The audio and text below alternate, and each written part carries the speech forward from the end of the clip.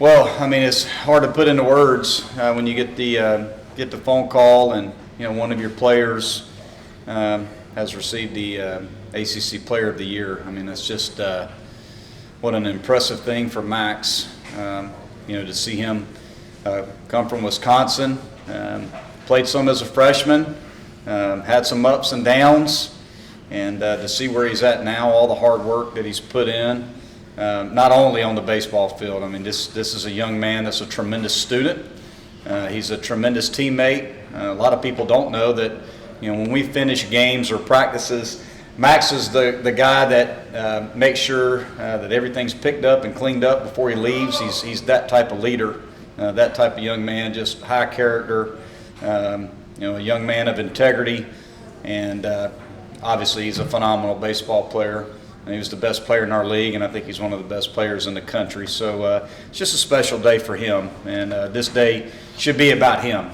So we're just really, really proud of him. I know he's super excited about it. I just sent a text message to his parents telling them how proud we are of him, and it's just a special day for him. You've been doing this a long time. Have you ever seen the kind of leap from a freshman year to a sophomore year that we saw from Max this year? It seems almost unprecedented. It's a good question. I think the biggest jump that you make as an athlete is from your freshman to your sophomore year. To say, have I seen a guy do what he did? I don't think I have. I don't think I've had a guy that played some as a freshman, and then the next year he's the player of the year in the conference. More times than not, you could see it coming. You can see the type of talent and the type of ability in a player that you think this guy's got a chance to be one of the best players in the league. We thought he was going to be one of the best players in the league, quite honestly. I mean, from the time we recruited him, the first time I saw him play, I can never forget it. I saw him play in Atlanta, and his first at bat, he hit a home run.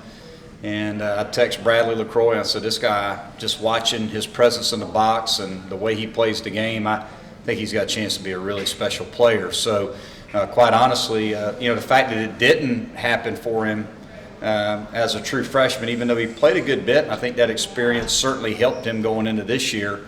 I thought he would be really good even as a true freshman. But it's just a testament to him. I mean, I think he addressed things that he needed to improve upon and worked very diligently on them.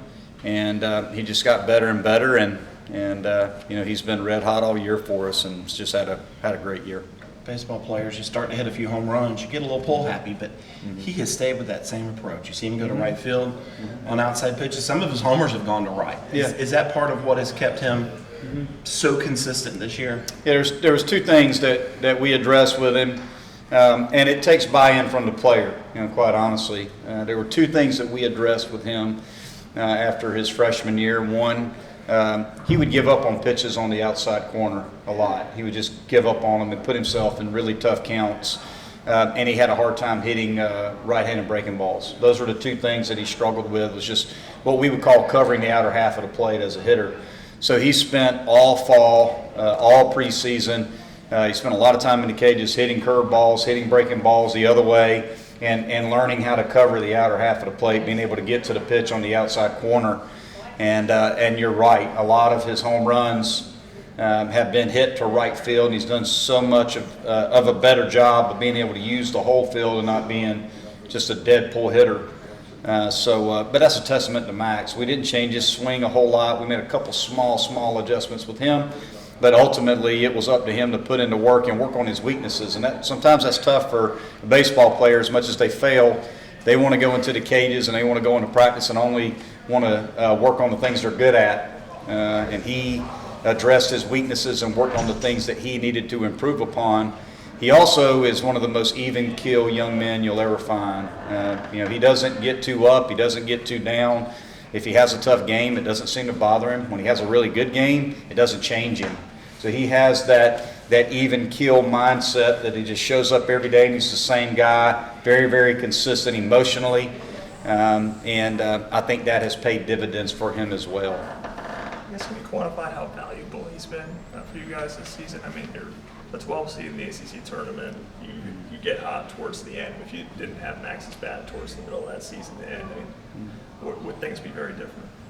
Well, I don't know how different they would be. I would think that any team that has a guy that's the player of the year in their conference, if you take him out of the lineup, they'd be a different team. I mean, that would go for the number 1 seed or the number 12 seed. So, yeah, I mean, he's a huge part of our offense. I mean, again, the guy hit 26 home runs in the regular season and, sitting close to 400. I mean, yeah, I mean, you take that bat out of the lineup, yeah, that would certainly put a dent in anybody's lineup. So, yeah, he's a huge part of our lineup. He's the centerpiece of our lineup. And, we do have a lot of good hitters around him too.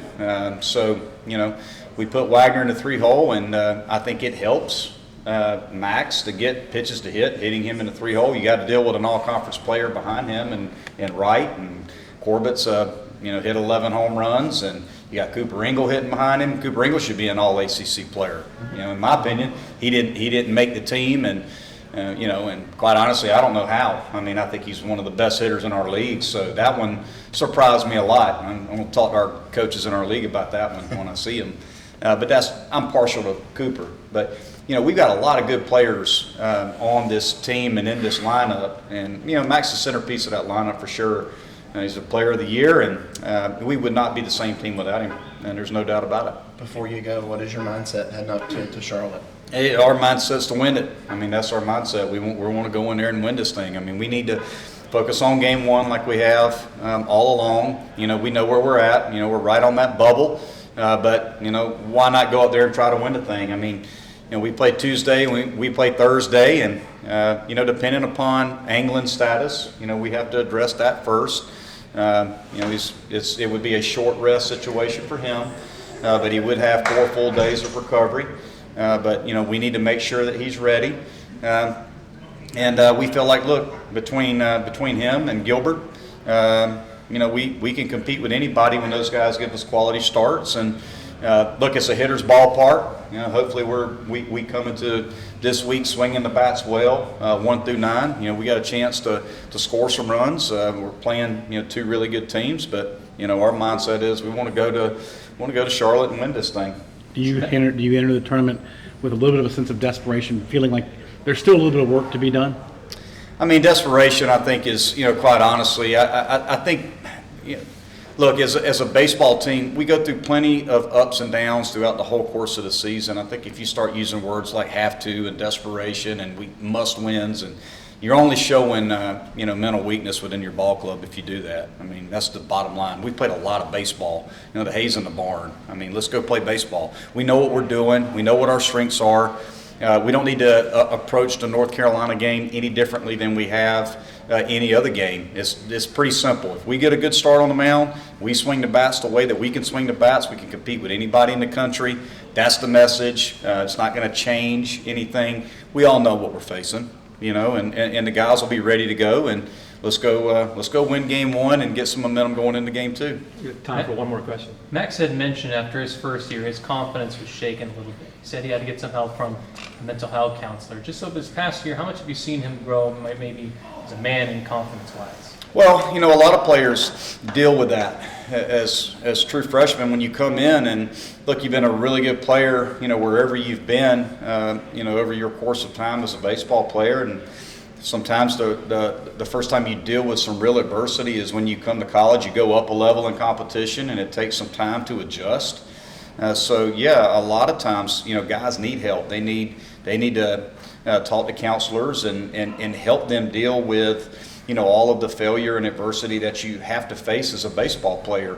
As far as what I've seen out of him, if he was dealing with lack of confidence and those types of things last year, he certainly did a good job of not showing it, which again just shows the mental toughness that he has to be able to deal with all the things that he probably had to deal with and other players have to deal with, and show up every day and keep working hard and keep their chin up and keep pushing forward. That's a tough balance for any athlete, because a lot of times they're hurting a lot inside, but you just got to keep plugging away and keep working and seek help where you need it. All right.